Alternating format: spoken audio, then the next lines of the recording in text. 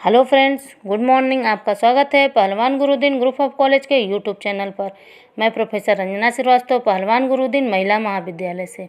मैं एक बार फिर उपस्थित हुई समाजशास्त्र का नया टॉपिक लेकर। यदि इसके पहले यदि आपने हमारे चैनल को सब्सक्राइब नहीं किया है तो प्लीज़ सब्सक्राइब करें और उसके बगल में दिए गए बेल आइकन को ज़रूर प्रेस करें ताकि हमारी सभी नई वीडियोज़ की नोटिफिकेशन सबसे पहले आप तक पहुँच सके। लाइक और शेयर भी ज़रूर करें। इससे पहले हम लोग ने विवाह संस्कार के पार्ट 1 में विवाह संस्कार का अर्थ और उसके चरण को जाना। आइए देखते हैं उसके आगे का पार्ट 2। प्राचीन काल में वर वधू विवाह संस्कार के चौथे दिन सहवास करते थे। इससे स्पष्ट है कि विवाह के समय वर और वधू दोनों ही बड़ी अवस्था में होते थे। बाद में कन्याओं का विवाह कम अवस्था में होने लगा। जो धार्मिक क्रियाएं विवाह संस्कार के समय की जाती थी उनसे स्पष्ट है कि विवाह संविधान नहीं था, पवित्र बंधन था। विवाह करते समय पति पत्नी का प्रमुख उद्देश्य धर्म, अर्थ और काम तीनों पुरुषार्थों को करने योग्य बनाना था, जिससे कि अंत में जीवन के लक्ष्य मोक्ष की प्राप्ति हो सके। अग्नि के समक्ष विवाह संस्कार के महत्व को वात्सायन ने स्पष्ट इस प्रकार बतलाया है कि जो विवाह संस्कार अग्नि को साक्षी बनाकर किया जाता है उसमें पति पत्नी का विवाह विच्छेद नहीं है। अश्वलायन गृहसूत्र के अनुसार ब्रह्म, दैव, आर्ष और प्रजापत्य विवाह पूर्वजों के पुण्य देने वाले हैं, किंतु शेष 4 पुण्य नहीं देते।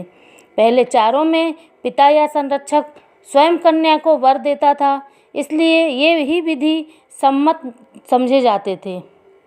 आप स्तंभ और बौधायन के अनुसार कन्या के पिता को धन देकर जो असुर विवाह किया जाता था, विवाह विधि सम्मन है और असुर और पैशाच अवैध है। शिष्ट व्यक्तियों को इन दोनों प्रकार के विवाह कभी नहीं करने चाहिए।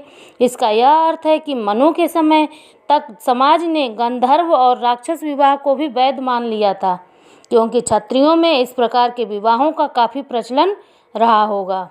महाभारत में स्पष्ट लिखा है कि गांधर्व और राक्षस विवाह क्षत्रियों के लिए उचित है। विश्व के सभी मानव समुदायों में स्त्री पुरुष का सामाजिक मान्यता प्राप्त संयोग विवाह उनकी सामाजिक व्यवस्था का एक महत्वपूर्ण अंग रहा है तथा इस रूप में इसका महत्व अभी भी बना हुआ है। भारतीय आर्य वर्ग में इसका एक बहुत लंबा इतिहास रहा है, जो कि विभिन्न कालों में अपनी इस लंबी यात्रा के विभिन्न पड़ावों से गुजरता हुआ आगे बढ़ता रहा है। फलतः इसमें अनेक प्रकार के देश कालागत अंतर दृष्टिगोचर होते हैं। अतः इसके संस्कारगत स्वरूप पर विचार करने से पूर्व इसके ऐतिहासिक पक्ष पर विचार कर लेना हमारे लिए न केवल रुचिकर होगा अपितु हमारे पुरातन सामाजिक स्वरूप को समझने में भी सहायक होगा। विवाह संस्था का उदय एवं विकास। महाभारत के एक पुरातन आख्यान से पता चलता है कि पति पत्नी के रूप में स्त्री पुरुष के अस्थायी संबंधों की नींव ऋषि उद्दालक के पुत्र श्वेतकेतु ने डाली थी। इस आख्यान के अनुसार पुरातन काल अर्थात वैदिक पूर्व काल में भी कभी मानव समाज में भी स्त्री पुरुष के यौन संबंध अनियमित थे तथा स्त्रियों में यौन स्वतंत्र की स्थिति थी और इस पशुकल्प स्थिति का अंत किया था श्वेतकेतु ने। प्रस्तुत आख्यान के अनुसार जब श्वेतकेतु ने अपनी मां को अपने पिता के सामने ही बलवत एक अन्य व्यक्ति के द्वारा उसकी इच्छा के विरुद्ध अपने साथ चलने के लिए विवश करते देखा तो उससे रहा न गया और वह क्रुद्ध होकर इसका प्रतिरोध करने लगा। इस पर उसके पिता उद्दालक ने उसे ऐसा करने से रोकते हुए, यह पुरातन काल से चली आ रही सामाजिक परंपरा है, इसमें कोई दोष नहीं, किंतु श्वेतकेतु ने इस व्यवस्था को एक पार्श्विक व्यवस्था कहकर इसका विरोध किया और स्त्रियों के लिए एक पति की व्यवस्था का प्रतिपादन किया। किंतु एक आख्यान के अनुसार स्त्रियों के लिए एक पति की मर्यादा का विधान स्वेच्छाचारी जन्मांध ऋषि दीर्घतमस ने तब किया, जबकि उनके निरंकुश यौनाचार की प्रवृत्ति से तंग आकर उनकी पत्नी उन्हें छोड़कर जाने लगी थी।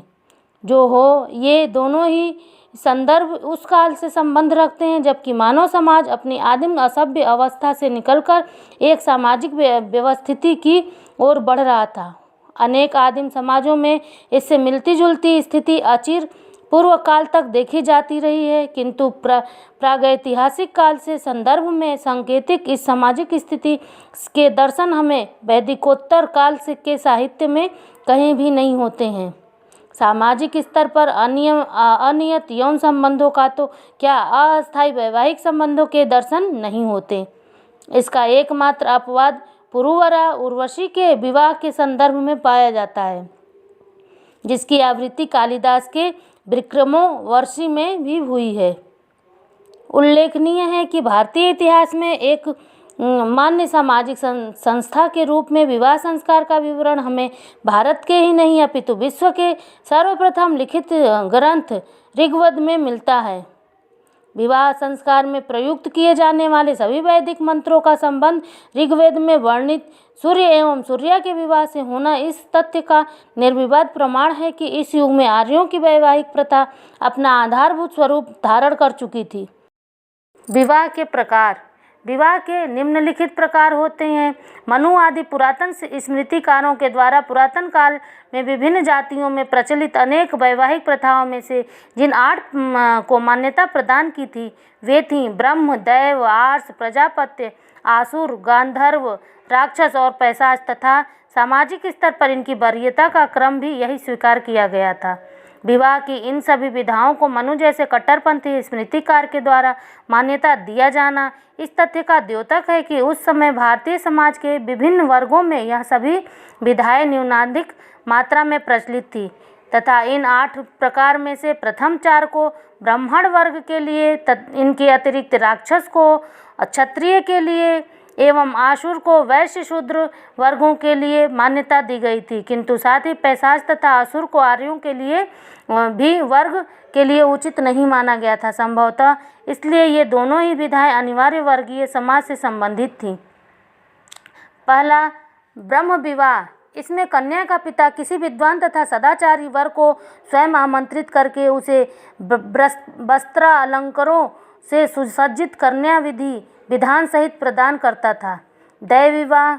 इस प्रकार के विवाह में कन्या का पिता उसे वस्त्र अलंकारों से सुसज्जित कर कि किसी ऐसे व्यक्ति को विधि विधान सहित प्रदान करता था जो कि याज्ञिक अर्थात यज्ञाकी कर्मों में निरत करता था। तीसरा, आर्ष विवाह।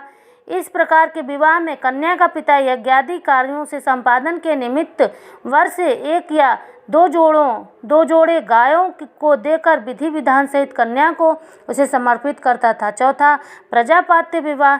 इस प्रकार के विवाह में कन्या का पिता योग्य वर को आमंत्रित कर तुम दोनों मिलकर अपने गृहस्थ धर्म का पालन करो ऐसा निर्देश देकर विधि विधान के साथ कन्यादान दिया करता था।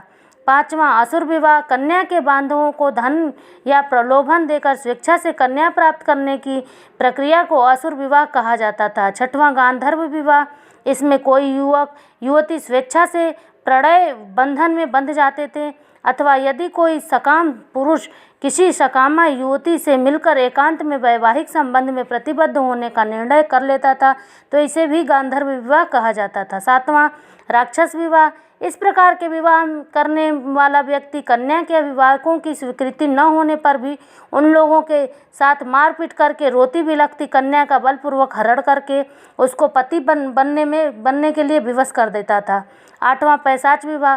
सोई हुई या अर्धचेतना अवस्था में पड़ी अविवाहिता कन्या को एकांत में पाकर उसके साथ बलात्कार करके उसके अपनी पत्नी बनने के लिए विवश करने का नाम पैशाच विवाह कहलाता था। उपर्युक्त प्रकार के 8 विवाहों में से प्रथम 4 प्रशस्त समाज एवं धर्म सम्मत माने जाने के कारण सामान्यतः आर्यवर्गीय लोगों में सर्व सामान्य रूप से प्रचलित था, किंतु शेष 4 जैसा कि इनके जातीय नामों से प्रतीत होता है आर्योत्तर वर्गीय जन समुदायों में प्रचलित रहे, यथा आसुर असुर वर्गीय लोगों में, गांधर्व गंधर्व जातीय लोगों में, राक्षस एतद वर्गीय लोगों में तथा पैशाच पिशाच कहे जाने वाले लोगों में वधु प्राप्ति का सर्वसमान प्रचलित रहा है। आज के लिए इतना ही दोस्तों, नमस्कार।